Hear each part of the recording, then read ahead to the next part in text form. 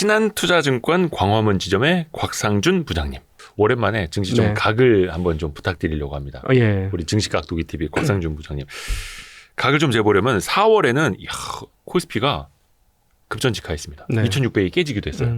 그러다가 지금 이제 4월 말부터 좀 회복이 되더니 어느샌가 2700선 또 중반까지 후루룩 네. 회복이 됐습니다. 예.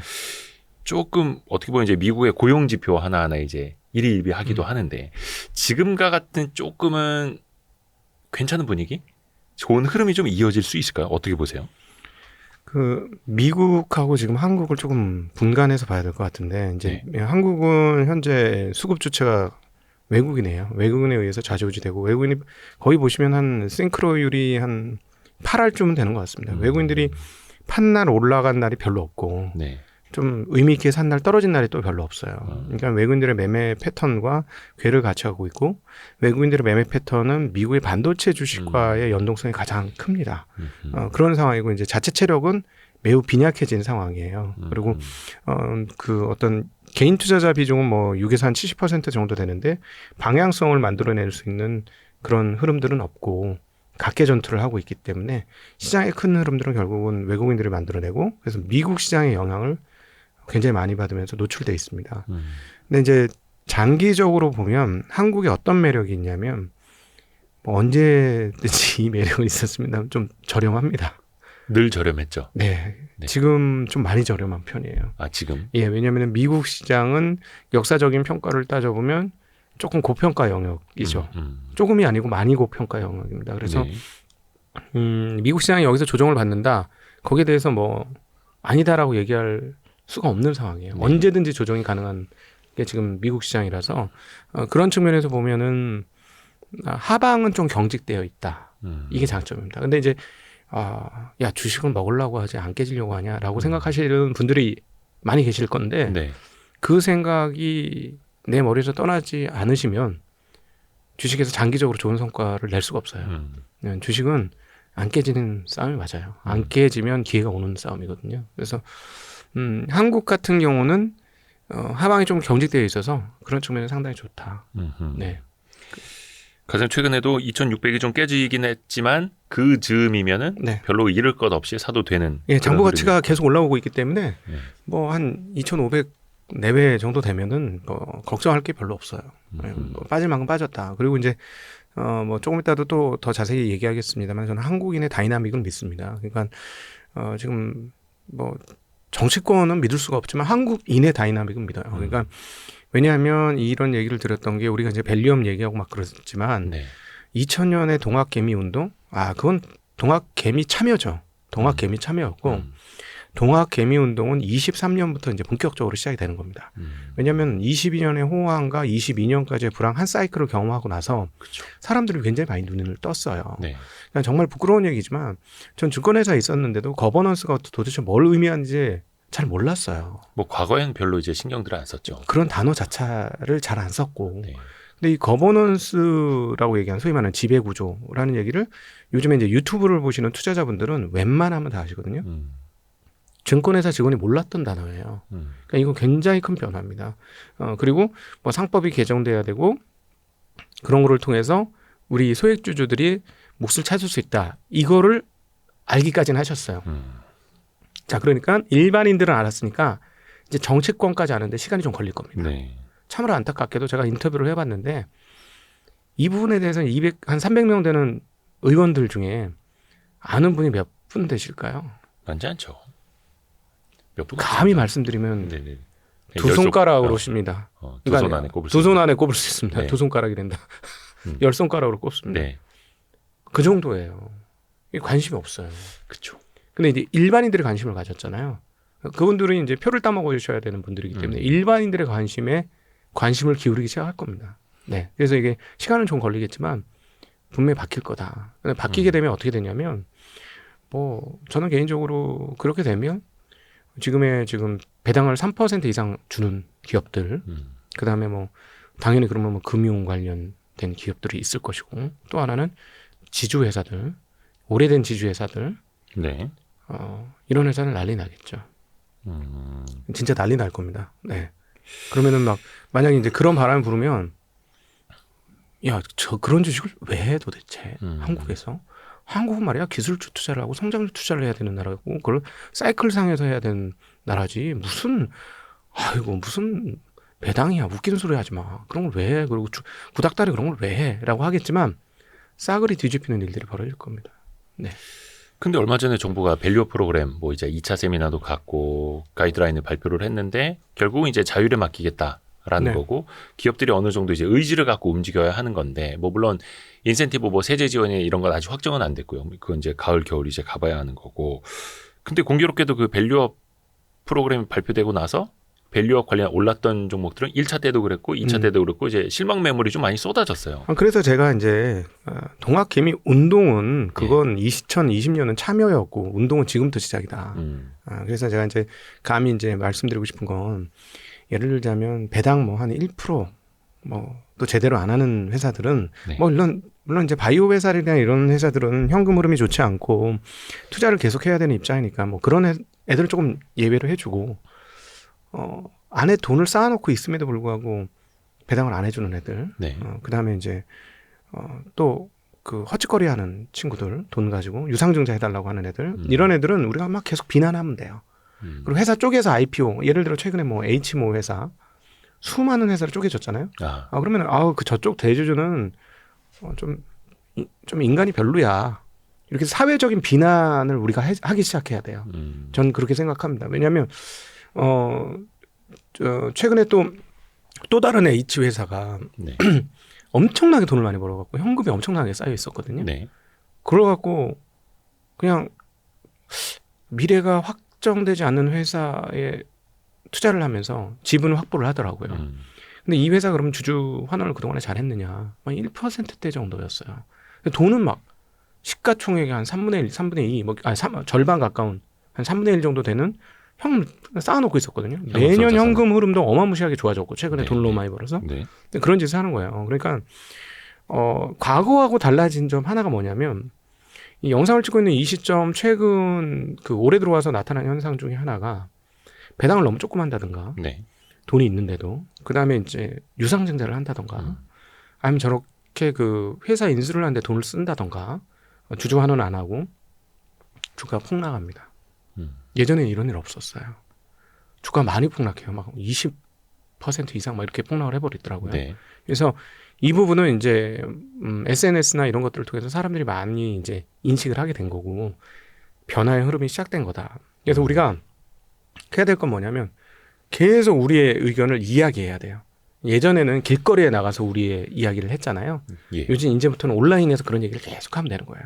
저 같은 사람도 나와서 계속 할 테니까 여러분들 같이 계속 그렇게 하세요. 그러면 이 다이나믹 코리아가 바뀔 겁니다. 다이나믹하게. 그러면 우리가 어떤 측면에서 보면 주주환원이라는 측면에서 보면 미국한테는 거의 정말 한 100년 뒤진 것 같아요. 그렇죠. 네, 제가 이걸 왜 이렇게 말씀드리냐면 최근에 이제 이렇게 공부를 하던 참에 워런 버핏의 버크셔 해서웨이 인수 과정들을 봤는데 그 회사가 버크셔 해서웨이가 이거 섬유회사라 돈을 못 버는 거예요. 그렇죠.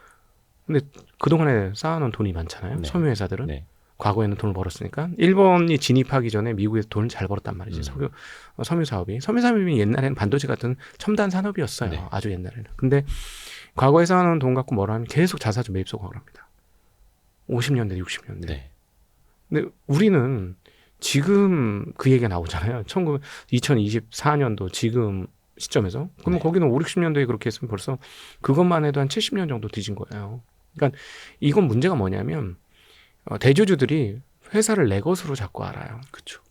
그래서 국회의원분들이 단 한 분이라도 이걸 보신다면 네 회사 할 거면 상장하지 마. 그럼 네가 100% 지분을 다 가져. 그럼 돼. 그렇죠. 소상공인처럼. 그냥 가족이 경영할 거면 그렇게 하면 돼. 그렇게 하면은 네 회사야. 대신에 공개해야 한다고 그러잖아요. 우리가 IPO라는 거는 공공적인 사회에다가 회사를 공개해서 자기 지분을 인정받는 거잖아요. 그리고 보통은 높은 가격에 자기가 그 출자한 자본 가치 대비 꽤나 높은 가격에 리턴을 받는 거잖아요. 사회로부터 그걸 리턴을 받는 거거든요. 인정을 받는 거면 사회인으로 참여하는 거랑 똑같은 거예요. 기업이. 그럼 거기다 마땅한 책임을 져야죠. 그러면 그런 그 주주와 동업자 정신이 없는 사람은 빨리 상폐하고 상장 폐지하고 그냥 따로 해라. 근데 그렇게 하겠어요 대주주들이? 안 하죠. 돈 필요할 때 돈 달라고 해야 되거든. 단물이 필요할 때 이제 단물을 빨고. 그러니까 절대 그러면 안 됩니다. 그래서 우리가 지금부터 저는 이게 이런 말씀을 굳이 또 드리는 이유는 이 마음을 가지고 어디서라도 툭툭 얘기해야 된다. 우리나라는 대주주만의 나라고 소액주주들은 없다. 우리의 고열을 빨고 있다. 우린 마치 자본시장에서 노예 같은 삶을 살고 있다. 이런 이야기와 인식들이 있으면 다이나믹 코리아에서 이 인식이 퍼져가면 뒤집힐 겁니다. 저는 그건 굳건히 믿고 있습니다. 그래서 중장기적으로 이 뭐 언제 오겠냐 하지만 지금 우리가 살고 있는 이 현실도 어렸을 때는 이 정도까지 될 거라고 상상하기 좀 어려웠어요. 그러니까 한국 분들 대단한 분들이기 때문에 여기까지 온 거거든요. 그러니까 그것도 결국 이제 시작이 됐으니까 바뀔 거라고 믿습니다. 그러면 이제 자본시장에서 좋은 결과를 얻을 수 있고 문제는 뭐냐면 그런 시장이 오더라도 내가 준비가 안 돼 있으면 네. 그 기회를 거머쥘 수가 없어요. 그래서 여러분 투자하시는 것 중에 지금부터는 배당을 많이 주는 기업에 대한 포지션을 일부 갖고 가셔야 됩니다. 그러니까 저는 이제 그게 궁금한 거예요. 예를 들어서 전반적으로 대한민국 상장사들의 인식이 바뀌고 개선이 되면 좋겠습니다만 그건 정말로 시간이 오래 걸리고 지난하고 고통스러운 과정이 뒤따를 거고 근데 앞서서 밸류 프로그램이 없을 때도 주주 환원 많이 하고 지배구조 우량하고 건전하고 주주 챙기고 하던 기업들은 또 잘 할 거 아니에요. 그렇죠. 그러면 결국엔 이게 좀 양극화되지 않을까? 그 우리나라 이제 모난돌이 정받는다. 중간만 가라. 이게 기업한테는 통하지 않을까요? 우리가 이제 잘하는 기업들에 대해서 오 이거 잘해 좋아 네. 주가 쭉쭉쭉 올라. 그래서 그런 기업들은 이제 벌써 작년 올해 나타나는 현상이 주주환원 잘 못하는 애들은 할인율이 상당해요. 그리고 이제 대표적인 게 지금 앞서 오히려 제일 좋은 건 지주회사일 수 있습니다라고 말했습니다만 제일 그 낮게 평가되고 있는 게 지주회사들이에요. 그렇죠. 예. 지금 지주회사들은 정말 밸류에이션의 3분의 1도 안 되는 가격이 거래되는 게 엄청나게 많습니다. 네. 예. 왜 이렇게 됐느냐? 결국은 그 주주 환원을 못하고 회사 분할 쪼개가지고 나온 거에 자회사로 다 이전됐다 부가 이런 생각을 하기 때문에 그렇죠. 실제 부를 갖고 있는 지주회사들조차도 그냥 껍데기로 보는 거죠. 예, 껍데기로 보는 거예요. 근데 자기 사업회사가 있는 지주회사조차도 그렇게 보거든요. 근데 이제 사람들이 이런 인식들이 팽배해져서 야 배당도 안 해주는 그 쓰레기 같은 회사야 라는 인식이 되면 그러니까 지금 이게 아직 부분이지만 뭐 예를 들어 그 1년 이자율 정도 수준의 배당을 주고 이런 회사들 점점 많아지고 그다음 어떤 식으로는 주주 환원을 해서 연간 총 환원 수익률이 뭐 1년 수익률 이상 되고 정기예금 이상 되고 막 이러면 그게 이제 문화가 되잖아요. 한국은 문화가 되는 순간 그렇게 안 하는 사람들이 중간에 못 들어오는 거예요. 튀는 거죠. 튀는 돌이 된 거예요. 그렇죠. 저는 이제 우리 주주 운동을 그렇게 해야 된다는 거예요. 잘해주는 회사는 좋은 회사예요. 주주 환원 잘해주니까 좋은 회사예요. 주주들 입장에서 이렇게 자꾸 이제 강조를 하고 이러다 보면 결국은 한국의 중간은 들어야 된다는 이 문화가 급속도로 이 흐름들을 바꾸게 될 겁니다. 근데 그게 제가 보니까 23년, 24년이 첫 원년인 것 같아요. 그리고 이제 처음에 깃발을 꽂았던 회사 중에 하나가 현대차예요. 네, 현대차 잘하고 그룹이. 있죠. 예, 그래서 현대차가 언제 요즘처럼 주가가 좋았습니까? 현대차는 실적이 나빴던 적이 별로 없던 회사예요. 항상 잘해요. 물론 이제 기복은 있습니다만 항상 저평가였거든요. 저평가인데 그 단계가 일단 1차적으로 한번 올라오면서 일부는 좀 해소됐잖아요. 그러니까 그 지금 전기차 안 좋아서 전기차 못 팔 거야라고 하는데도 계속해서 올라오잖아요. 그런 측면에서 보면 23년, 24년이 어떤 그런 흐름들의 어떤 단초가 되는 상징적인 게 아닐까. 그래서 희망을 잃지 마십시오. 원래 투자라는 건 긍정의 마음으로 좀 하셔야 됩니다. 네. 상징적인 해가 될 거고 진정한 동학개미 운동의 원년이라고 봐야 한다. 근데 앞에서 말씀해 주신 게 이제 지주사하고 금융주. 원체 금융주 같은 경우에는 배당을 많이 했었고 지주사 같은 경우에는 뭐가 좀 개선이 될 수 있는. 근데 지주사도 결국은 더블 카운팅 이슈를 좀 극복을 해야 되고 자회사 중복 상장 이슈들이 뭐 그렇다고 해서 지금 뭐 대한민국의 지주사들 돈이 많아서 자회사를 다 공개 매수하고 상장 폐지, 자진 상장 폐지하고 이럴 여력도 없잖아요, 사실은. 그러니까 거래소가 바뀌어야죠. 그 부분은. 거래소가 정신을 차려야 됩니다. 미치는 거죠. 답답해서. 아니 거래소가 한 회사를 5개, 6개, 7개, 8개 쪼개는데 어서 오세요. 이거 말이 안 되는 거예요. 네. 그러니까 거래소가 그렇게 못하도록 막아야 되는 거고 그러니까 거래소 이사장을 좀 정치권역 주변에 있는 사람 말고 이 금융권하고 주식을 아는 사람이 좀 오셨으면 좋겠어요. 그래서 제가 오죽했으면 우습게 말로 거래소 사장 좀 되려면 깡통 한두 번은 찼던 사람 해라. 시장을 아는 사람. 그래야 투자자들의 마음을 알지. 이게 뭐 하는 짓이냐 도대체. 그러니까 저희가 한국이 정말 대단한 나라예요. 이런 나라가 없어요. 그러니까 정치적으로 보세요. 지금 전 세계 국가 중에 바닥에서부터 정말 그라운드 제로에서부터 시작해가지고 전쟁 이후에 폐허 속에서 여기까지 해서 이런 정치적 선진국이 된 나라, 계속 정권이 여기 갔다 저기 갔다 바뀌는 나라 없어요. 제가 보기엔 거의 없고요. 그리고 경제가 이렇게 도약한 나라 없어요. 그 결국은 요즘에 저는 이제 광화문에서 일하는데 광화문 거리 가다 보면 그냥 외국인들 너무 흔해요. 그리고 외국인들 굉장히 선호하는 나라가 됐고 이게 결국은 놀라운 일이 벌어진 거거든요. 이제 마지막 단추가 제가 보기엔 이쪽이에요. 예, 우리가 자본주의를 한다고 하는데 이 자본주의를 하려면 이 주주자본주의가 어떤 저는 이제 미국식 정도 수준의 주주자본주의가 되는 거는 원치는 않아요. 그거는 좀 너무 자본에 의해서 자본만을 위해서거든요. 그러면은 어떤 노동 의욕도 너무 감퇴되고 그렇다고 봐요. 그래서 그런 정도까지는 아닌 것 같고 그럼에도 불구하고 공정한 룰에서는 해야 되잖아요. 그렇죠. 우리나라 되게 공정한 거 좋아하는 나라거든요. 굉장히 그러니까 북한 주민들이 한국에 오면 너무 충격받는 게 뭐냐면 대통령 선거 막 이렇게 국회의원 선거할 때 어서 오십시오. 막 이렇게 군부대 가서 밥 퍼주고 막 이런 거 보면 너무 쇼크하다는 거예요. 어떻게 일반 주민들한테 그렇게 할 수 있느냐. 우리는 그게 이제 당연한 거라고 생각하잖아요. 표를 얻으려면. 예. 그리고 우리는 공정하라. 야, 네가 언제부터 대통령이야?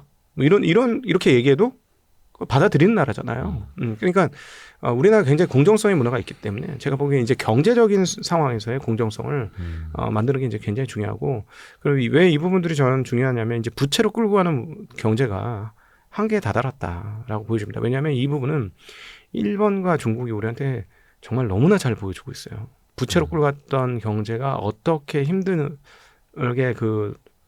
좀 침체를 겪게 되는지. 지금 중국이 지금 어려움을 겪고 있는 것도 경기를 빨리 부양시키기 위해서 가장 빠른 단추를 눌렀던 게 부동산 단추예요. 네.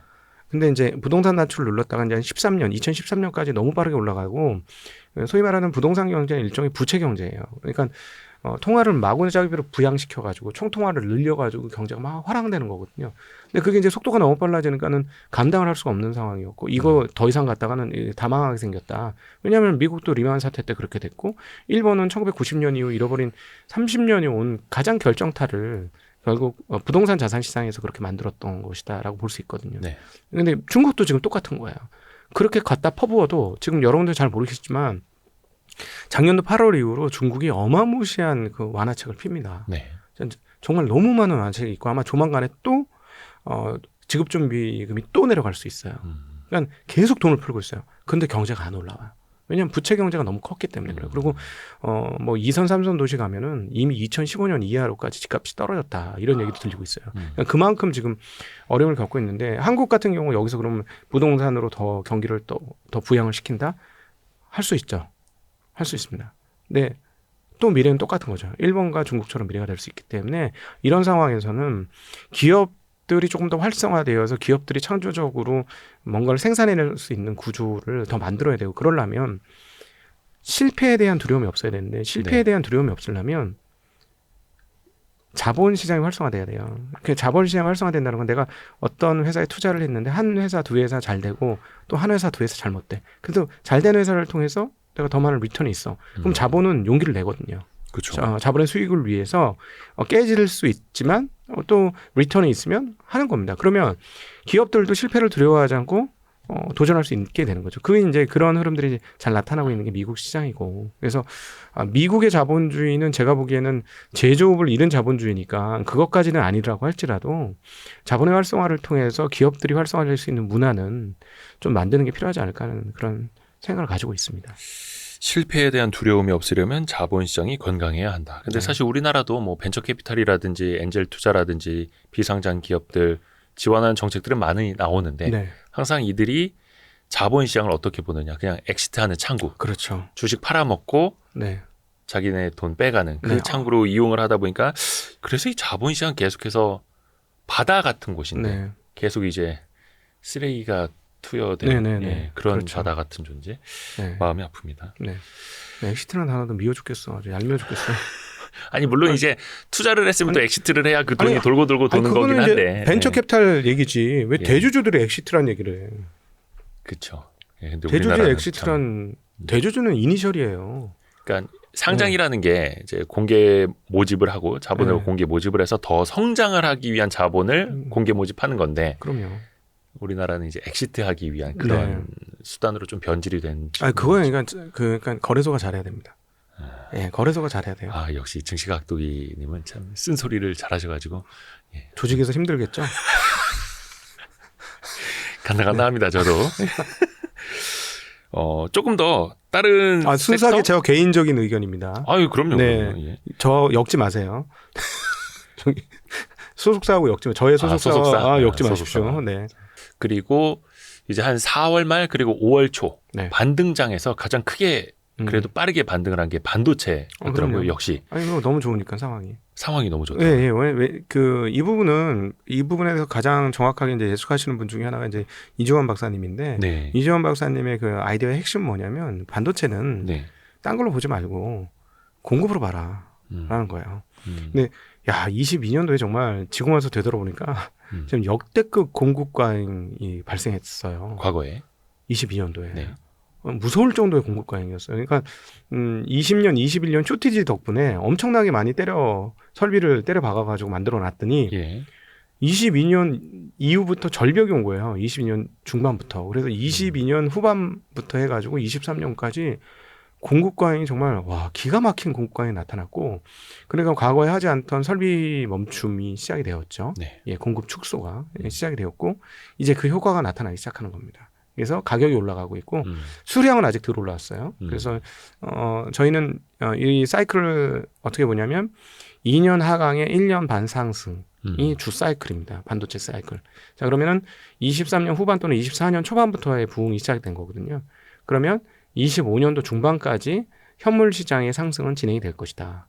라고 보기 때문에, 그리고 이제 그 부분은 12월 달부터 수출입 동향에서 확인이 되기 시작했고 1월, 2월, 3월, 4월 오면서 계속해서 강화되고 있고 수출 반도체 전년 동기 대비 수출 증가율이 4에서 50%씩 계속 터지고 있어요. 네. 그러니까 지금 너무 좋고요.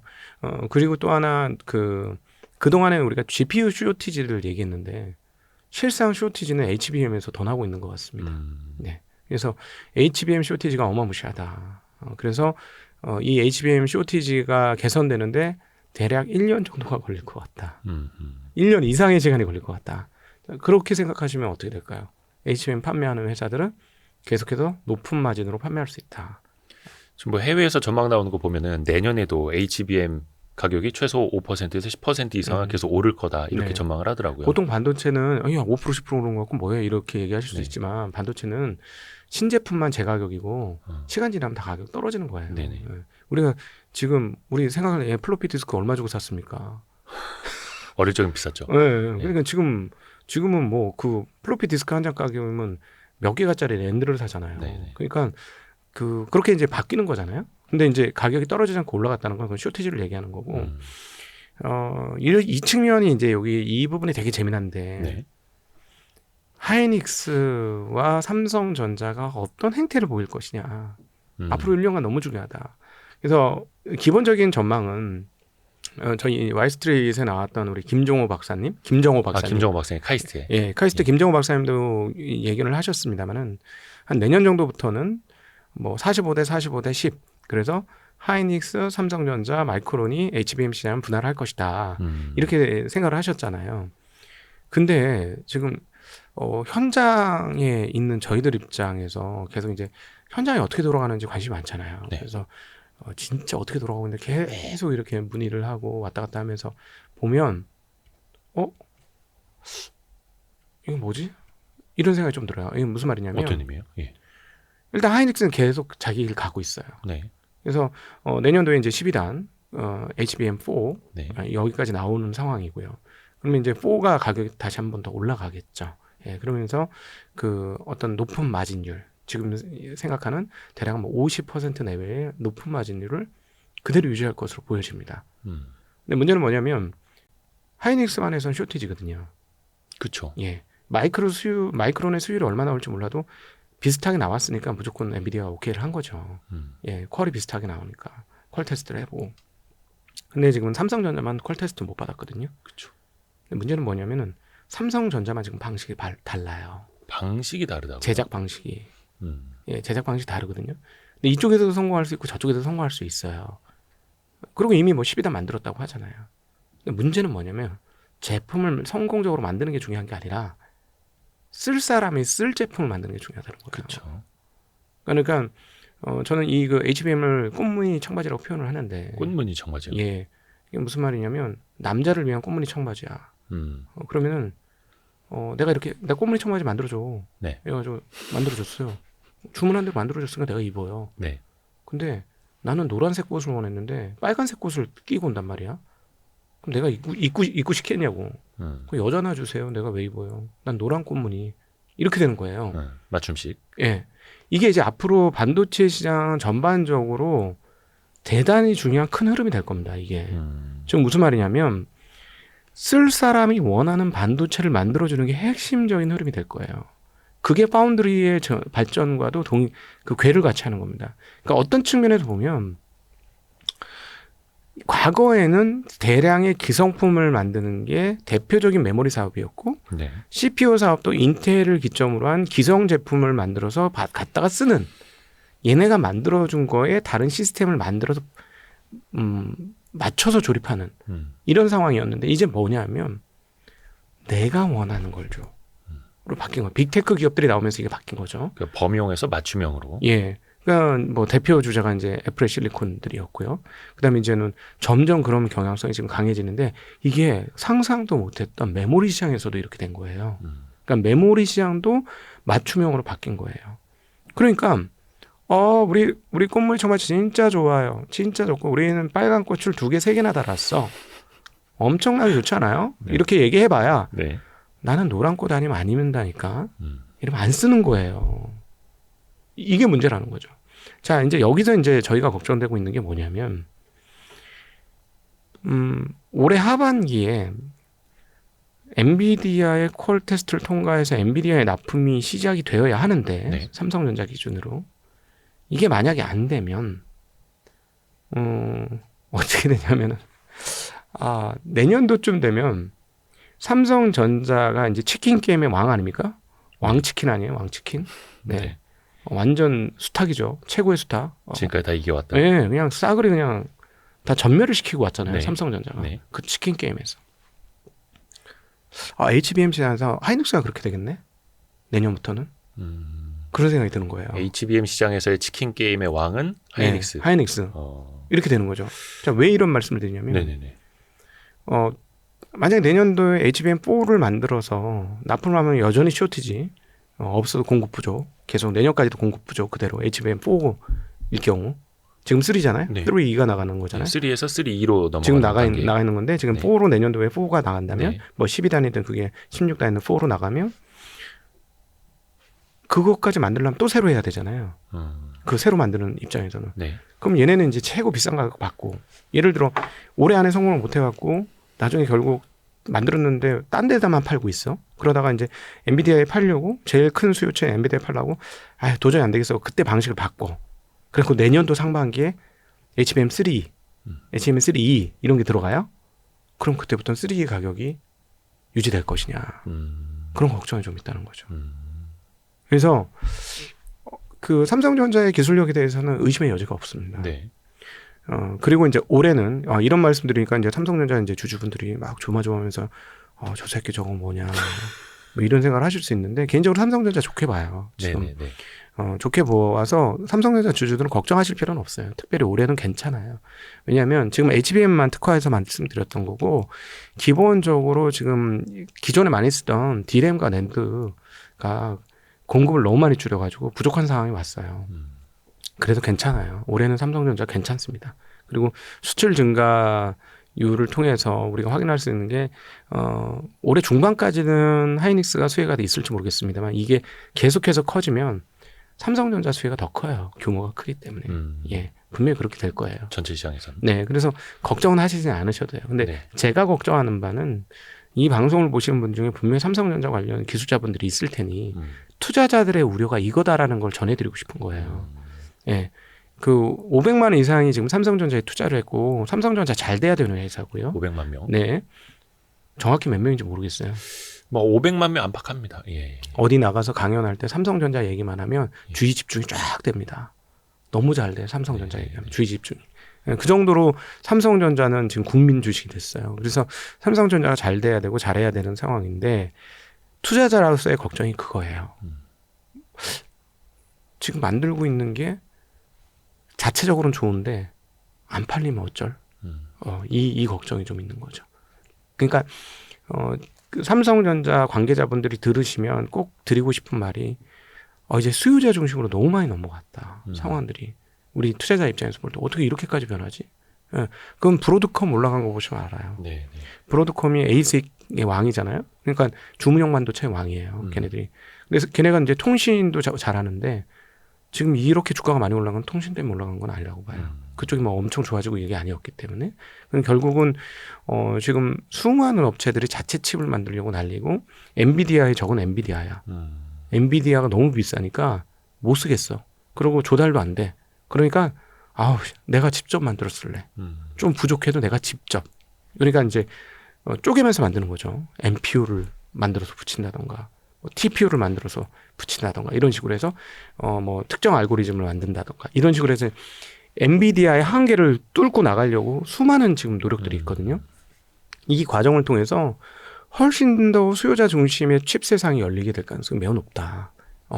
그러면 기존에 도매만 하고 있던 B2B만 하고 있던 삼성전자가 그동안에 왔던 세상이 앞으로도 계속 유지될 거라고 확신할 수 있을 것이냐. 그리고 게다가 PC는 굉장히 줄어들고 있는 것이고. 그래서 이제 걱정이 되는 거는 나중에 되면은 핸드폰 기종에 따라서 메모리 사양이 달라지는 거 아니야?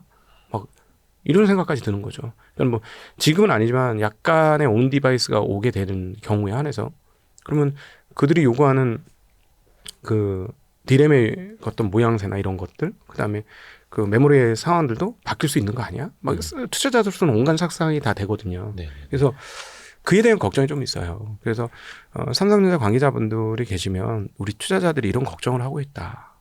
그래서 이런 걱정을 좀 귀담아 들어주십사 하는 말씀 드리고 싶습니다. 삼성전자도 뭐 HBM을 비롯해서 이제 맞춤형으로 할 때 뭐 엔비디아는 너무나 당연하고 AMD를 비롯해서 뭐 고객사랑 같이 이제 협업하면서 개발을 하잖아요. 어떻게 보면 이제 그 측면에서는 또 맞는 방향으로 또 갈 수도 있을 테고요. 삼성전자의 HBM 측면에서 보면. 아니 그게 그러니까 그 언론에 나오는 보도는 이제 더 이상 우리는 못 믿겠다. 응? 작년부터 얼마나 많은 보도가 나왔어요. 한다. 네. 예. 납품이 안 됐잖아요. 우리는 납품되는 걸 바란다. 아니 그럼 본인이 그러면은 그걸 만들 것도 아니잖아요. AI를. 그러니까 이제는 보여줘야 할 때다라는 의미. 아니 그러니까 아니 그 전시용품 말고 네. 납품용 그게 네. 우리는 필요하다. 네. 그래서 이제 기사를 보면은 뭐 이제 삼성전자가 엔비디아에다 공급한 시기가 뭐 앞당겨질 것이다 이런 이야기들은 많이 나오기는 합니다만 최근에 이제 뭐 2분기 납품 뭐 이런 기사들도 나오긴 했습니다. 작년부터 나왔어요. 제가 이 정도 얘기할 때는 저의 기다림이 지금 약간 이제 한계에 왔다. 그렇죠. 저의 기다림은 지금 거의 1년이 가까워오고 있어요. 예. 그래서 앞으로 1년이 진짜 중요한 시기다라고 말씀을 해주셨고, 네. 근데 큰 틀에서 보면은 이제 반도체는 지금이 굉장히 이제 중요한 시기이고 좋은 시기이고. 좋은 시기죠. 그리고 이제 그 유튜브 해보셔서 잘 아시겠습니다만 그 이런 거 이제 영상 한번 찍으면 네. 데이터 발생이 1시간 정도 찍으면 그 카메라 하나당 한 10기가씩 발생하지 않습니까? 그렇죠? 예. 저는 그거를 욕심을 부려가지고 제 컴퓨터에 한번 다 담아보려고 했어요. 금방 꽉 차죠. 안 돼. 한 달이면 끝나. 몇 테라더라? 몇 테라가 한 달이면 끝나요. 그 너무 고급으로 찍으시는 거 아닙니까? 화질이... 아니에요. 저는 1080p. 저는 4K 안 찍어요. 예. 근데 그 말인 즉슨 어떤 뭐 낸드 플래시 수요도 많이 올라올 수 있다 이 말씀입니다. 그럼요. 이제 모든 게 이제 그래픽으로 점차 넘어가고 있고 우리 어린 친구들은 이제 글자로 이게 오히려 덜 익숙할 수도 있어요. 그림으로 동영상으로 보는 게 더 익숙한 세대들이 이제 계속해서 올라오고 그렇죠. 있기 때문에 이 그 서버에서의 그 메모리 증가폭은 어느 정도 될 거라고 상상하면 정말 어마무시할 겁니다. 물론 그렇다고 해서 비트 그로스가 증가되지는 않습니다. 아, 이거 이제 또 전문적인 얘기니까 예. 비트 그로스는 여러분 기억하셔야 될 게 복리로 증가한다. 네, 지금 현존하는 세계 최강의 투자자는 버핏이 아니고 드래큰 밀러죠. 드러켄 밀러. 네, 드래큰 밀러죠. 왜냐하면 연평균 수익률 30%라는 설이 있어요. 그런가요? 그래서 그게 가능해? 정말? 연평균 수익률 30%면은 그 정도 나이 때면요. 이게 단위가 돈 단위가 이제 그분 나이가 좀 많이 들었죠. 텐데요. 예. 그래도 뭐 총액 규모가 정말 상상을 초월하는 규모로 이제 가기 시작하는 건데요. 네네네. 그러니까는 이 복리가 그만큼 어려운 건데요. 지금 비트 그로스라고 할 때, 즉 비트면 1비트, 2비트, 3비트 그 메모리의 그 저장량을 말하는 거잖아요. 이 저장량이 그러니까 반도체의 양이 복리로 늘어납니다. 지금 복리로 늘어나고 있는데 이게 드래큰 밀러보다 훨씬 더 긴 기간 복리로 한 30%씩 계속 올라오고 있는 거거든요. 그래서 이게 추가로 더 올라오진 않아요. 예, 그렇게 추가로 올라오진 않고 이 흐름들을 유지시키고 있는 상황인데 어쨌든 그런 상황이라도 이 그 메모리에 대한 수요는 정말 어마무시하다 이렇게 보시면 되기 때문에 게다가 이제 그 이게 꺾일지 않을까 하던 참이었는데 AI라는 게 새로 왔기 때문에 꽤나 또 몇 년간 이런 그 반도체 메모리에 대한 수요량은 굉장히 오랫동안 유지될 것이다. 네. 근데 그 스탠리 드러켄 밀러가 이거 언제니 5월 8일 그러니까 오늘입니다. 새벽에 나온 기사 보면은 엔비디아 주식을 좀 팔았다라고 네. 본인이 밝혔더라고요. 네. 물론 이제 CNBC인가요? 왜 그 인터뷰에서 인터뷰를 했고 네. 본인이 3월 말 엔비디아 지분을 크게 줄였다. 많이 물론- 있었어요. 굉장히. 그 옵션까지 있었거든요. 그러면 털었다고 하면 제 생각에는 옵션부터 털었지 않았을까 하는 생각은 좀 있는데 그 옵션까지의 절대 비중은 더 컸으니까 아니가 그 비중이 10몇 프로였으니까 옵션까지 있으니까 훨씬 더 많은 수량을 갖고 있었던 거예요. 근데 150달러에 150달러에 샀다는 거 들립니다. 그래요. 그럼 먹을 만큼 먹었죠. 차익 실현. 차익 실현. 근데 이제 정확한 매도 규모는 밝히진 않았다고 하고 근데 드러켄 밀러는 엔비디아에 대해서 특별히 비관적인 건 아니다. 네. AI에 대해서는 장기적으로 낙관론이다라고 또 이야기를 했고. 단기 과열로 보는 거죠. 2000년에 네. 앞으로 인터넷 시장은 굉장히 좋아질 거야. 틀린 말인가요? 맞는 말이에요. 맞는 말이죠. 근데 난 단기적으로 2000년에 주가가 너무 올라서 팔을 거야. 잠깐 과열인 것 같아. 틀린 말인가요? 이것도 맞는 말이었어요. 예, 딱 그 포지션입니다. 제가 보기엔 저 말인즉슨 AI의 미래가 너무나 밝지만 단기적으로는 가격이 충분히 우리가 계산한 만큼 다 올라왔다. 그래서 나는 수익 실현한다. 이 얘기예요.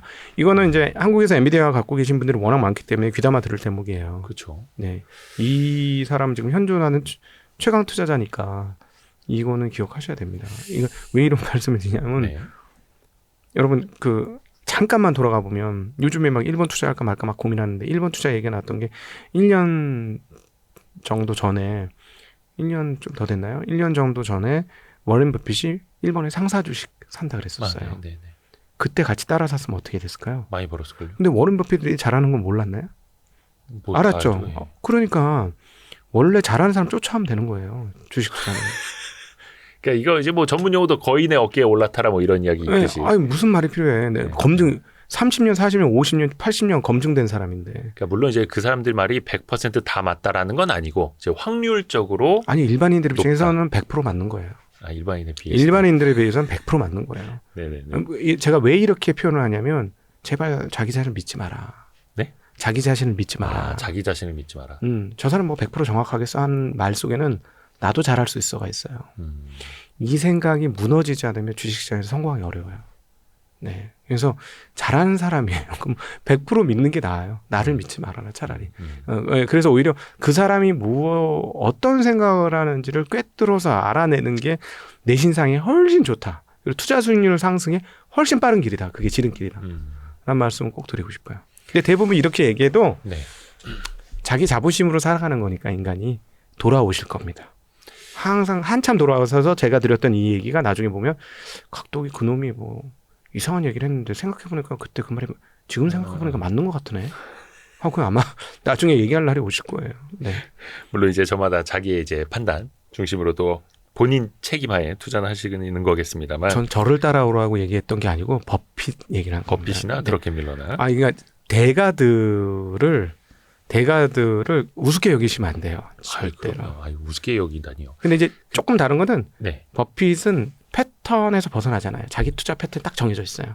근데 이분은 좀 유연해서 드러켄밀러. 굉장히 저기 왔다리 갔다리 좀 하시죠. 미국 같은 경우에는 이제 우리나라처럼 일일 수급을 보여주질 않잖아요. 그러니까 그렇죠. 수급을 보고 매매하는 장세가 아니라 분기별로 그 뭐 운용사라든지 그런 네. 공시가 나올 때 여기가 줄였네, 늘렸네 이걸 알 수 있는 건데 네. 그래서 투자자들에게는 좀 후행적일 수 있다라는 거. 그래서 그렇죠. 그분들의 인터뷰도 좀 참고를 해야 되는 거고.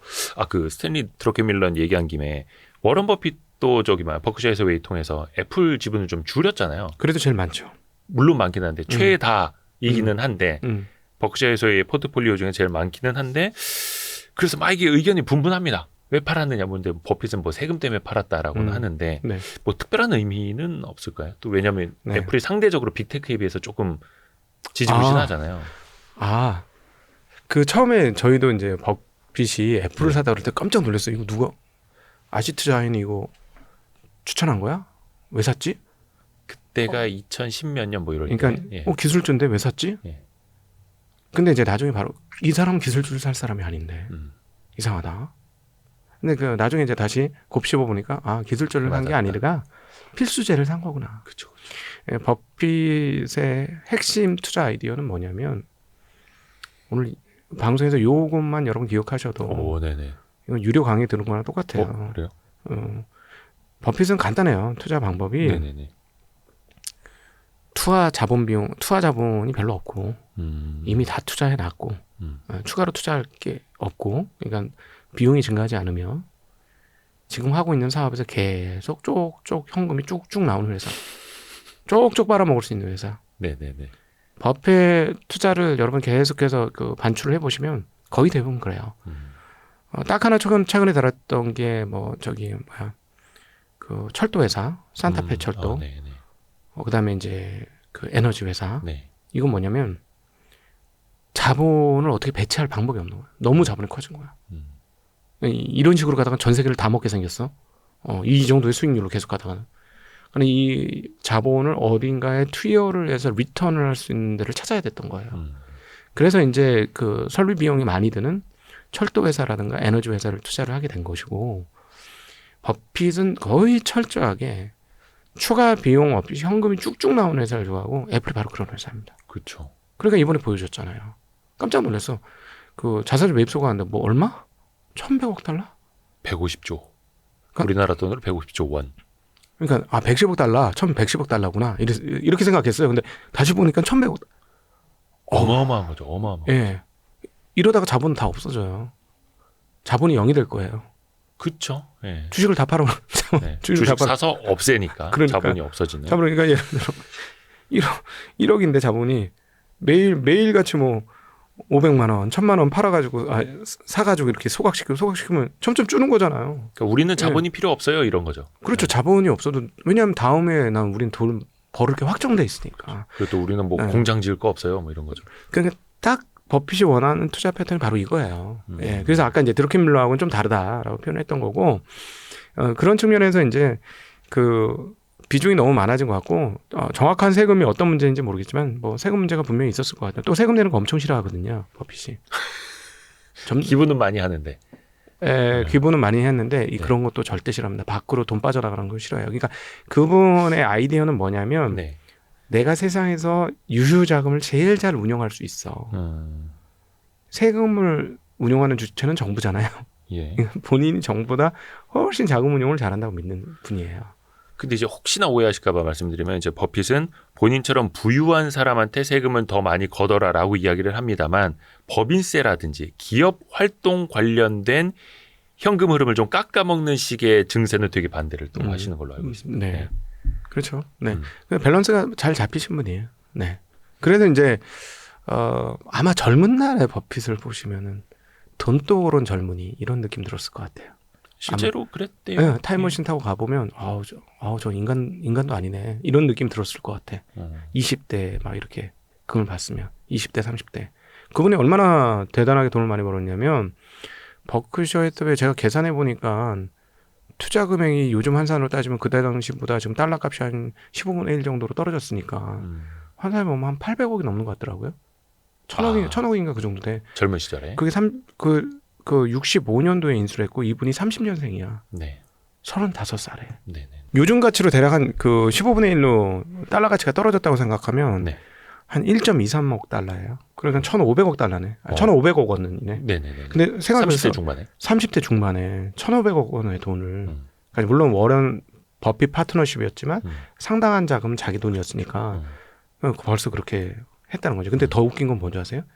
20살 때 그 사람이 가이코에 투자를 했는데 본인 돈의 절반 정도를 가이코에 투자했었어요. 그래서 네, 그래서 중간에 그 수익 실현을 하고 그 팔았는데 제가 계산을 해보니까 20살의 나이에 대략 앞서 그 가이코 투자한 절반을 환원해서 해보면 현재 돈으로 한 약 한 30억 정도를 돈을 버는 걸로 나와요. 20살에. 네. 자, 해보세요. 20살에 30억을 벌었는데 35살에 1,500억 원짜리 회사를 샀다. 네. 자, 수익률 계산 한번 해보세요. 어마어마한 거죠. 엄청난 거죠. 네. 근데 어쨌든 이분의 패턴은 그때는 이제 젊은 나이에는 정말 그렇게 아마 굉장히 날카롭고 돈 계산만 잘하는 젊은이였던 것 같고 그 많은 과정을 겪으면서 나이를 먹으면서 좀 부드러워지시면서 사랑받으면서 하는 것이 가장 인생에서 값어치 있다. 이런 말을 할 수 있는 사람까지 변화된 거죠. 약간 인텔리전스에서 좀 와이즈맨이 된 거죠. 정말 지혜로운 사람으로. 네. 그래서 더 이제 훌륭한 분이라는 칭호를 또 받는 거고요. 근데 사실 이제 애플도 그 하나의 굉장히 좋은 이제 투자 사례이긴 한데 그 역시 테크 기업으로 본 게 아니라 그럼요. 계산기 두드려 봐서 내가 투입할 금액보다 저기에서 정기적으로 나오는 그 현금률이 훨씬 더 매력적이다라는 걸 본 거고요. 네. 그 평생 하던 일이라서 예. 계산하는데 얼마 안 걸렸을 겁니다. 수학 천재라고 표현할 수 없을 정도로 숫자 감각이 그 일반 그 오디너로 하지 않아요. 그러니까 일반 범위를 완벽하게 벗어나 있는 사람이에요. 저는 그래서 이거 약간 정상인 아닐 것이다라고 생각하고 있어요. 아니, 지구상의 한 명 아닙니까? 그래서. 근데 이제 약간 흔들릴 수 있어요. 많은 사람들이. 네. 버핏이 애플을 팔았어? 아니 근데 이거 가지고. 훨씬 더 많은 비중을 제일 많은 비중을 들고 있잖아요. 네네네. 그러니까 그거는 문제 안 돼요. 네, 그건 나쁘게 본다면 비중 확 줄이죠. 나쁘게 봤다. 그리고 이제 나쁘게 볼 비중을 줄일 회사면 사지도 않았을 거예요. 네, 사지도 않. 굉장히 오랜 기간 들고 있으려고 산 겁니다. 그렇죠. 제가 보기에는. 네, 그래서 그 마치 그 버크셔를 투자하는 개념으로 애플을 투자했다라고 보시면 돼요. 네. 약간 근데 앞으로는 지금 이제 AI를 빼놓고 얘기를 할 수가 없는데 AI에서 어떻게 보면 빅테크 중에서 애플이 또 많이 뒤처져 있어가지고 네. 시가총액도 마이크로소프트한테 역전당하고 네. 약간 그런 상황 아닙니까? 그러니까 중요한 거는 뭐냐면 아마 그 버핏이 애플에 대한 투자를 거둬들이려면 어떻게 해야 되냐면 네. 스마트폰의 그 어떤 총 점유 비율이 네. 급격하게 하락하는 거. 그러니까 스마트폰, 패드, 맥북 이런 그 디바이스 단에서의 지금 뭐 전 세계 점유율이 뭐 예를 들어 30%다. 그런데 이게 한 5년, 10년을 거쳐서 그냥 뭐 10%, 20%, 10% 이런 식으로 쭉쭉쭉쭉쭉 계속 줄어들잖아요. 그럼 달라질 거예요. 그게 이제 번연이 보이면 그때는 아마 버핏이 완전하게 비중을 줄이게 될 겁니다. 그런데 그 버핏이 애플을 들어갔을 때는 그 비중이 줄어들지 않을 것이다. 그러니까 애플의 디바이스는 실제로 쉽게 얘기하면 고속도로나 도로 같은 거가 된 거예요. 이미. 우리가 이제 인프라가 된 거죠. 플랫폼이라고 부르지만 플랫폼이라기보다도 오히려 인프라에 가깝습니다. 그래서 이걸 통하지 않고서는 어떤 거에 대한 접근이 안 되는 거잖아요. 그리고 이건 모든 사람을 상당히 크게 장악하고 있잖아요. 네. 그렇죠. 이번에 버핏도 뭐 코카콜라나 다른 주식들도 갖고 있는데 그거보다 여전히 훨씬 더 훌륭하다 설명을 하기도 했고 이제 거의 뭐 코카콜라 같은 그런 존재 그 이상이 된 거죠. 딱 그거예요. 애플 통해서 계속해서 iOS 뭐 매출이 들어오고. 그럼 코카콜라는 조금 이해가 덜 되실 수 있지만 아메리칸 익스프레스 생각해 보세요. 아메리칸 익스프레스는 계속 꾸준하게 현금흐름이 창출되는 기업이거든요. 네.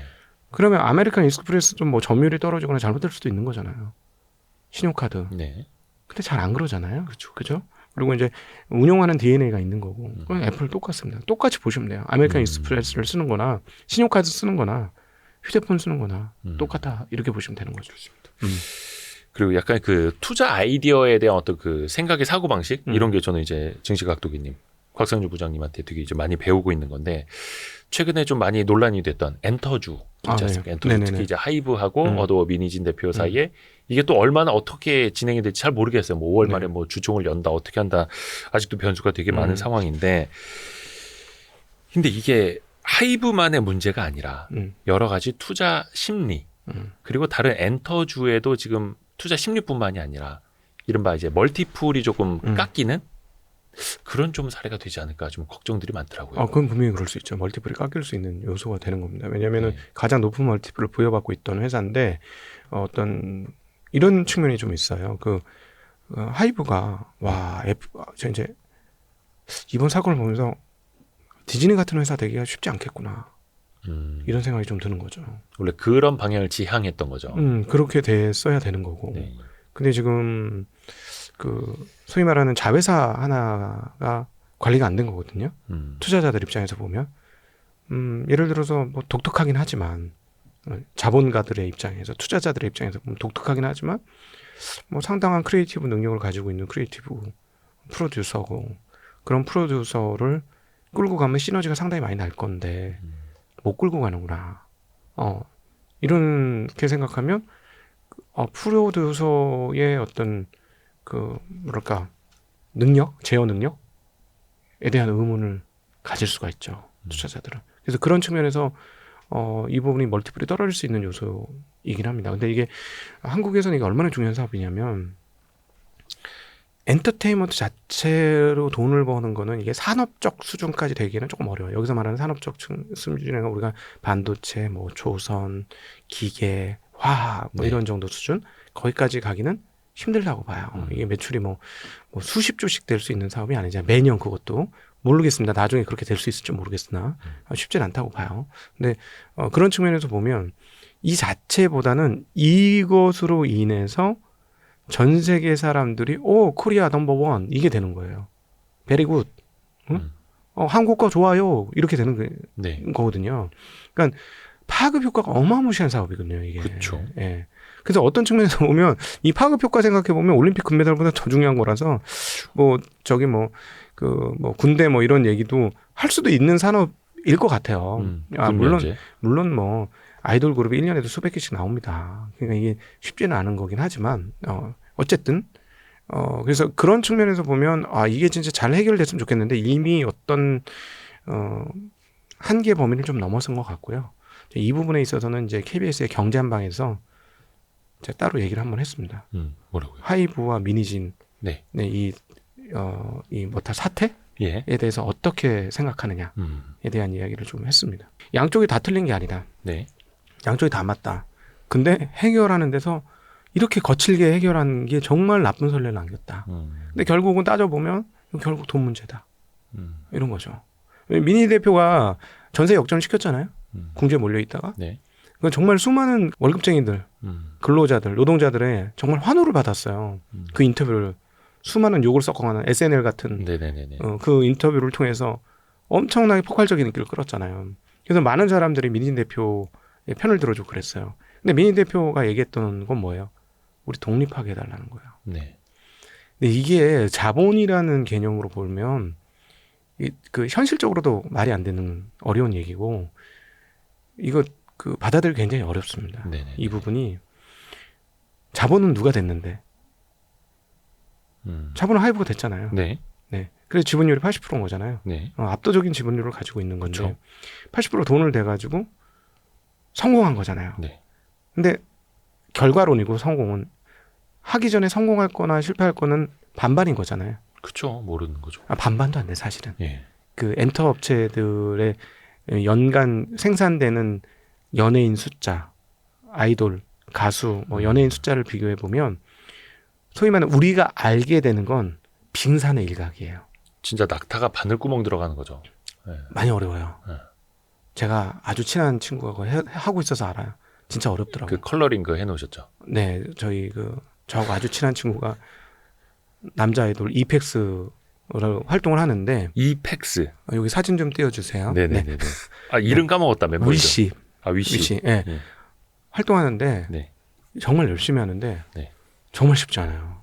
완전 그렇죠. 레드오션이야. 그럼요. 완전 레드오션이거든요. 그러니까 결국 뭐냐면 자본을 투자한 사람들 입장에서는 실패할 수도 있었던 거예요. 수백억 이상의 돈을 투자했던 것으로 업계에서 소문이 나 있는데 그렇게 했는데 만약에 실패하면 그건 누구 몫이에요? 자본 된 사람들이 몫이에요. 그렇죠. 그렇기 때문에 자본을 댄 사람은 당연히 리턴이 있어야 된다고 생각해요. 근데 지금 이제 민 대표가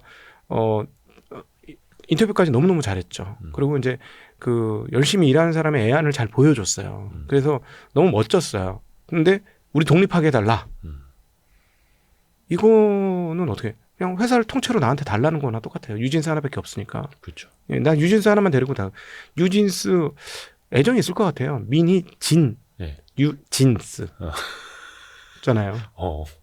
나 이런 것까지 생각해냈어. 아 민희 진이 뉴하게 진스한 거구나. 예, 그러니까 이게 목숨 걸어놓고 한 거겠지. 나 SM에 있던 사람 아니야. 나 새로운 진이야. 뉴 진스. 그게 어디 이제 오피셜로 나온 건 아니고 제 머릿속에서 나오는 권선일 부장님의 해석. 네, 그걸 뇌피셜이라고 하죠. 네네네. 네, 저의 뇌피셜입니다. 어디 가서 공식적으로 얘기하지 근데 이거 마시고. 말은 됩니다. 아니, 아무리 꼼꼼한 생각이 계속 그걸 추적하고 인터뷰를 따보니까 그래서 유진스겠네. 그런 생각이 들었던 거예요. 우스갯 얘기고 재밌죠. 네. 네. 근데 그래서 예를 들어 여기까지 했고 내가 이렇게 해서 이렇게 만들었다. 그것까지 맞는 얘기예요. 네네. 근데 그 자본 논리라는 게 내가 다 자본을 댔는데 그걸 떠가지고 가지고 가겠다? 이게 자본주의 어떻게 말이 돼요? 그렇죠. 받아들일 수가 없죠. 주주 입장에서는. 뭐 말도 안 되는 얘기예요, 이게. 그러니까 사실은 이게 마지막에 서로 이게 완전히 이제 개싸움 된 게 저희 입장에서는 아니 하이브는 왜 일처리를 그렇게 했어? 라는 생각이 드는 거예요. 아니 괜히 속을 박박 긁어가지고. 그것도 결국 돈 문제예요. 돈 주기 싫었던 거지. 민희진 대표를 설득을 했어야지. 야 참아 좀 이렇게 그래 우리가 조금 더 월급 올려주고 좀 인센티브 더 올려주고 그렇게 할게 하세요. 이렇게 했던가 아니면 전 그러면 그 18% 지분 우리 다시 좀 비싸게 사줄게. 성공을 했으니까 유진스 이렇게 성공한 거는 당신 몫이 크니까 좀 사줄 텐데 시장에서 생각하는 밸류에이션 말고 좀 이렇게 이 정도 밸류에이션으로 사줄게. 왜냐하면 그 밸류에이션이 고무줄이잖아요. 지금 유진스 밸류에이션이 그렇죠. 1조 설 막 이렇게 있는데 그 1조라는 걸 누가 어떻게 알아? 그건 이제 사고 파는 사람이 결국 돈으로 증명을 해야 되는 그렇죠. 거죠. 예. 그런 거잖아요. 그러니까 물론 뭐 1조 밸류에이션 될 수도 있죠. 될 수도 있는데 뭐 시장에 이제 밸류에이션 그 본질 가치 우리 따지는 거 역으로 다 해보면 알잖아요. 그렇죠. 뭐 DCF 모델을 돌리든가 뭐 이렇게 해서 하면 되잖아요. 그렇게 해서 그런 걸 따져보니 우리 논리는 이거다. 그러니까 이 정도니까 이 정도 DCF 모델로 돌려가지고 이 정도 되니까 현재 앞으로 뭐 10년 밸류에이션 쳐가지고 아니 전속 계약까지 7년 밸류에이션 쳐가지고 이 가격에 이 정도 돈 받고 그냥 대표에서 그만해라. 그 지분만 갖고 나가든가 아니면은 계약이 이제 우리가 정확히 모르니까 그러니까 그렇게 쳐줬으면 제가 보기엔 이거 잘 끝났을 수도 있어요. 그래요. 물론 이제 그거 하다가 또 감론을 박은 많이 이어지고 있더라고요. 그러니까 우리 다 이건 소설이지. 지금 우리가 하는 건 다 소설이긴 한데. 그리고 민희 대표 입장에서도 이거는 계약을 파기해달라는 거잖아요. 근데 밑돈을 댄 사람 입장에서 이제 막 리턴이 시작됐는데 당연히 내가 예를 들어 500억을 넣었어. 그럼 500억 걷어들이고 끝날 사람이 세상에 어디 있습니까? 물론 이미 다 걷었죠. 정산을 받았다는 건 그건 걷었다는 얘기예요. 초기 투자금은 걷었지만 아니 어떤 사람이 초기 투자 금액에서 한 2배 벌고 위험을 감수했는데 예를 들어 나 500억 넣었는데 1000억 벌었어. 그러니까 본전 500억 빼고 500원 더 벌었어. 그럼 게임 끝? 이럴 사람이 세상에 어디 있어요. 열심히 해서 그 자리를 잡아놨는데 네. 그럴 사람은 없잖아요. 그죠? 그러면 전속 계약이라는 게 있는데 미진 대표 입장에서도 전속 계약을 중간에 깨자? 이건 굉장히 무리한 요구죠. 그건 안 되는 거죠. 이렇게 되면 결국 어떻게 되냐면 뉴진스만 볼모되는 거예요. 양쪽에서 모두. 그러니까 좀 되게 안타깝죠. 너무 답답하고. 이러지도 못하고 저러지도 못하고.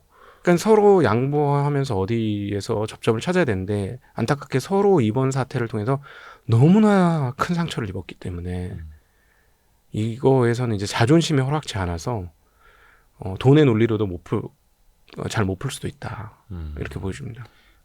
그러니까 이제 감정 싸움으로 가버린 이상 음. 돈으로도 약간 이제 중재가 안 될 수도 있는 거고. 근데 또 돈 문제이기 때문에 돈으로 누군가 양보를 하면 되겠죠. 아, 그래요. 서로 양보를 하던가. 근데 약간 또 민 대표 입장에서는 이제 돈 외에도 본인 새끼들에 대한 어떤 이제 감정적인 것들이 있지 않습니까? 아, 예를 들어서 네. 18% 1,800억 해줬으면 민진 대표 안 나갔을까? 전 나갔을 것 같은데요. 아, 그래요. 네. 왜냐하면 새로 막 할 수 있잖아요. 1,800억 갖고. 180억 갖고는 못해요. 아, 근데 이제 약간 그런 것도 있죠. 뭐 경업 금지라든지 네. 아니면 나머지 지분을 하이브가 안 사주고 지분을 남겨놨을 때는 새로운 일을 또 할 수 없게 된다라 뭐 조항 이런 것 때문에 이제 계약 사항 가지고 이제 말들은 굉장히 많은데 네네. 그 이제 경우의 수가 너무 많으니까 그걸 그렇죠. 다 저희가 다루기는 네. 좀 어렵고. 근데 이분에 대한 거는 뭐 경제 한방에서 네. 제가 이 논의에 대한 얘기를 조금 더 요거보다는 조금 더 길게 했으니까 보시면 도움이 될 것 같습니다. 그러면 지금 당장 그 엔터주에 사실 좀 물려 있는 분들이 많으세요. 왜냐면 최근에 또 이제 쭉 하락을 했기 때문에 네. 어떻게 해야 될까 이게. 왜냐면은 이제 저도 이렇게 컨센서스 같은 트렌드라든지 실적 추정치를 보면은 밸류에이션은 뭐 20몇 배씩은 이제 받아요. 하이브 말고도. 네. 근데 이제 EPS 증가율, 그러니까 실적 증가율을 놓고 보면은 거의 다들 이제 한 잘해야 10%대 초반 이렇게 나와 있고 그런 측면에서 보면 이제 과거에 고성장주로 보기도 좀 힘들고 약간 이제 대외 악재들은 막 이렇게 빵빵 터지고 있고 네. 좀 어떻게 판단을 해야 될까요? 작년엔 비쌌어요. 작년 비쌌고 음. 올해 들어와서 두 회사가 제 눈에는 안 비싸다고 보여졌습니다. 아, 많이 떨어져서 네. 이제는. 주가가 많이 떨어져서 두 회사가 안 비싸요. 한 회사는 애매하고 한 회사는 비싸요. 네. 그게 뭔지는 비싼 회사에서 사건이 터졌어. 어, 예, 비싼 회사에서 사건이 터졌고 한 회사는 애매하고 두 회사는 비싸진 안 하고 한 회사는 약간 싸다는 느낌도 들어요. 그 두 회사 중에 한 회사는. 네. 예, 그렇게 보여져요. 그래서 개인적으로는 저는 모르겠습니다. 이게 이제 문화 사업이잖아요. 문화 사업이라는 게 얼마나 총체적이냐면 노래 하나 잘한다고 이게 여기까지 왔을까? 이런 생각을 하는 거예요. 그럼 한국의 위상이라는 건 연결 안 될까? 이런 고민을 해봤어요. 저기 어디 라티노 저기 노래 유행가 중에 아는 거 많은 있으세요? 없죠. 들어본 건 있잖아요. 옛날에 마카레나 있던 마카레나. 그러니까 뭐 그다음에 인도 노래 중에 뭐 뭐였지?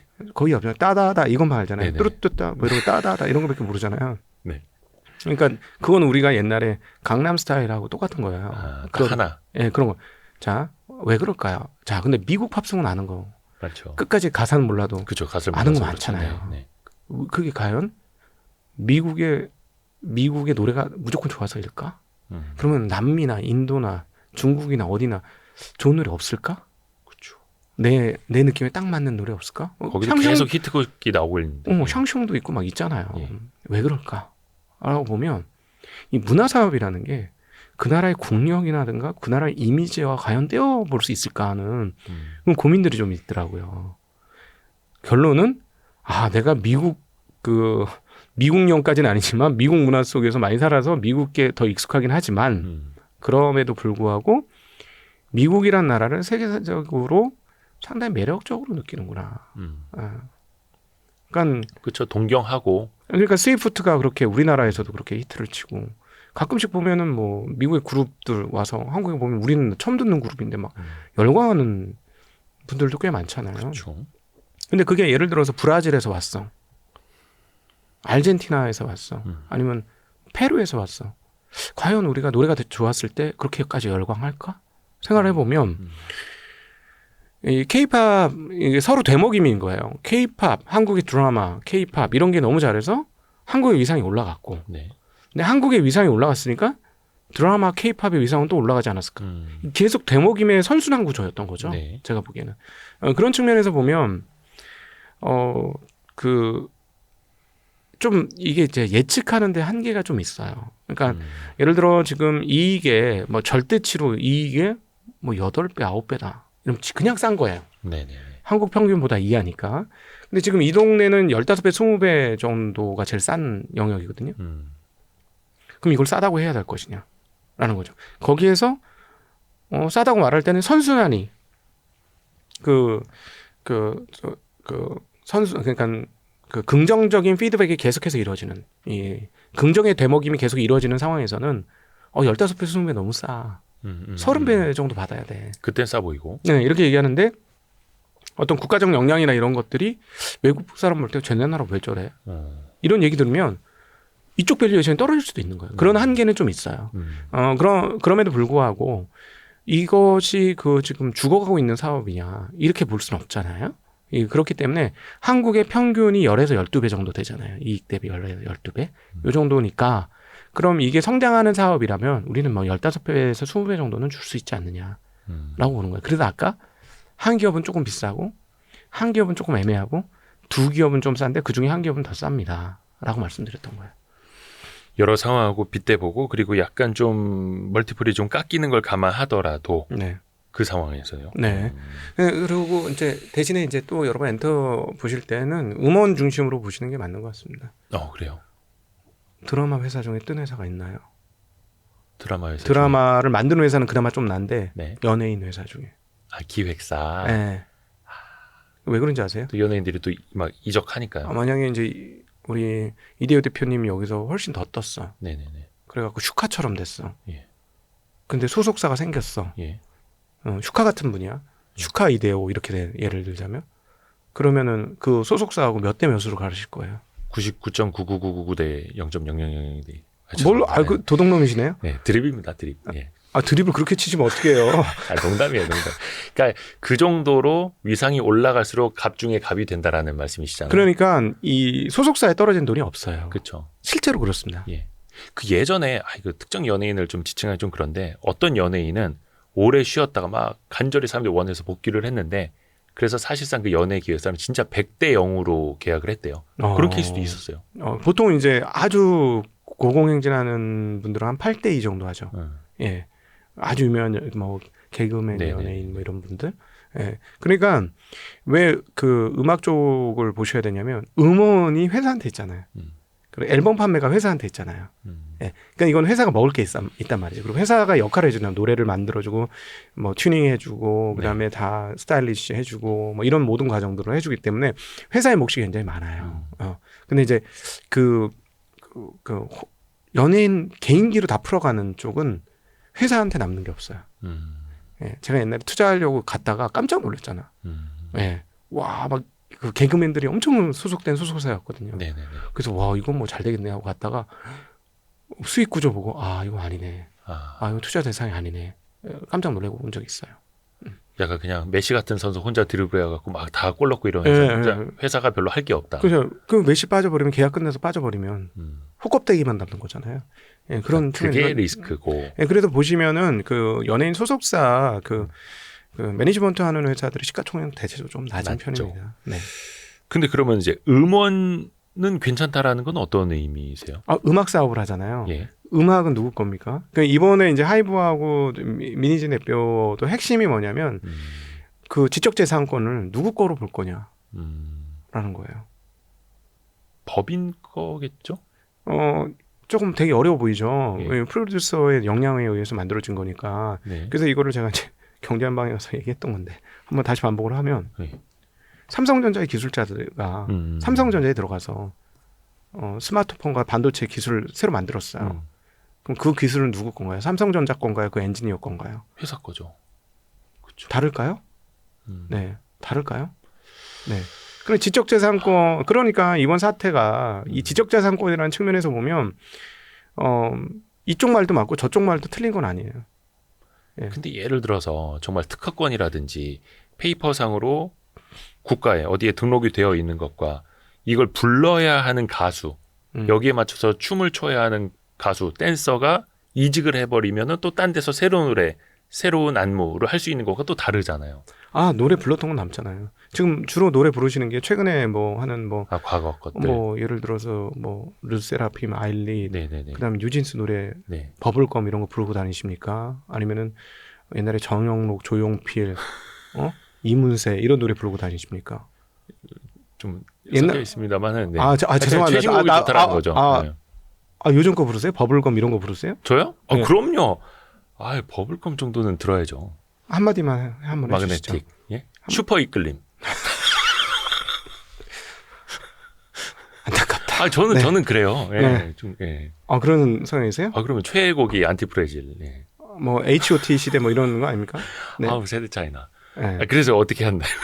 아니 음원은 예. 그냥 재산인 거예요. 그거는 뭐 소속사의 음원은 다 재산이잖아요. 그러니까 지적 재산권을 네, 법인에 소속이 되어 갖고 있으니 있잖아요. 그 자체가 자산이다. 그럼요. 아직도 뭐 지금 마이웨이 부르시는 분들 많아요. 그 마이웨이가 언제적 노래입니까 도대체? 예. 프랭크 시나트라. 예. 아유, 뭐, 지금 보시는 분들의 절반은 아, 세대 차이나. 네. 제가 불렀다는 얘기는 아니에요. 근데 영어 노래 중에 제일 쉬운 노래긴 하죠. 아, 그렇죠. 네네. 예. 근데 이제 그게 하나의 자산이고 네. 그게 또 일단은 탄탄한 회사는 기초 체력이 음. 좀 안정적이다 이렇게 보시는 거예요. 그게 이제 많이 쌓여 있어서 그 음원이 계속 팔리는 거 굉장히 중요하죠. 네.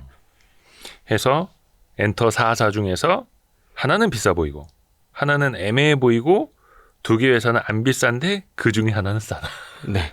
근데 그 싼 회사가 꼭 수수께끼. 그 싼 회사 꼭 좋다는 얘기를 하는 건 아닙니다. 싼 이유가 있겠죠. 아, 그쵸. 네.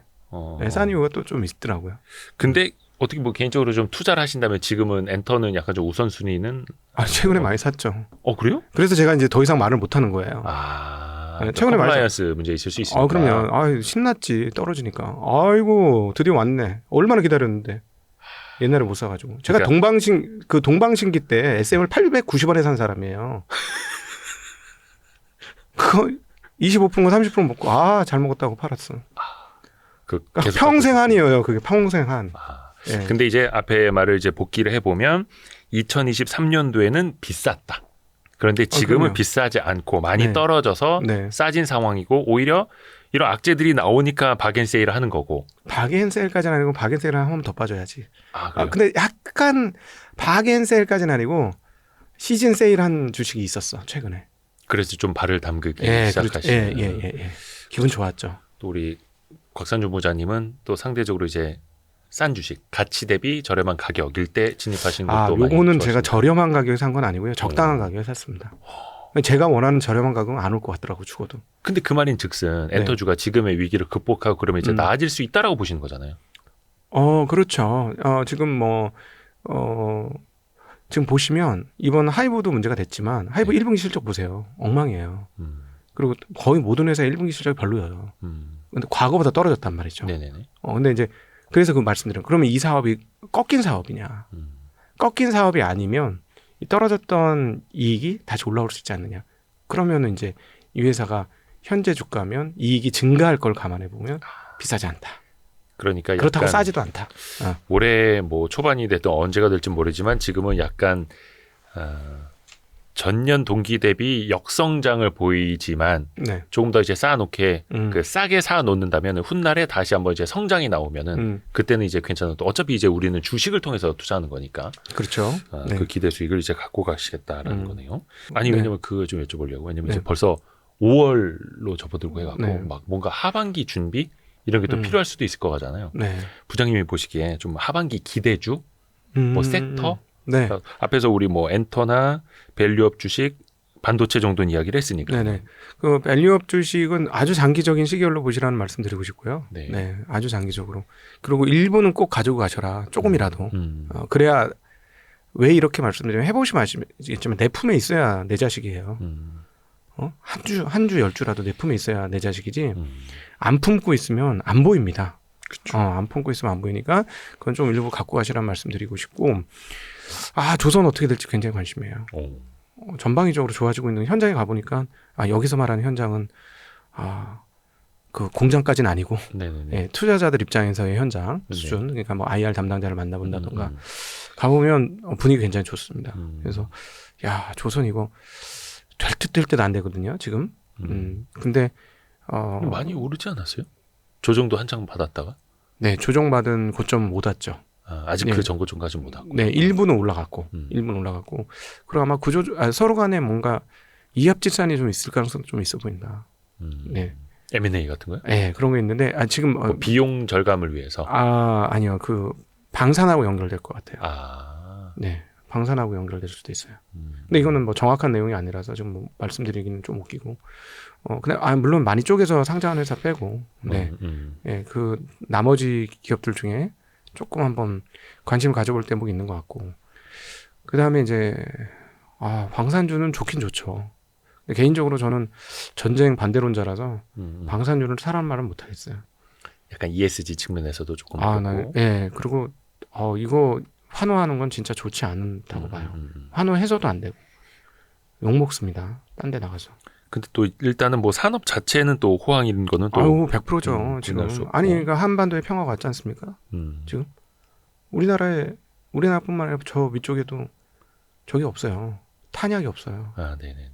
그래 결국 그게 현실화되고 탄약하는 회사가 주가가 최근에 엄청나게 올랐잖아요. 엄청 올랐죠. 예. 그러니까 지금 윗동네 아랫동네 모두 탄약이 없어.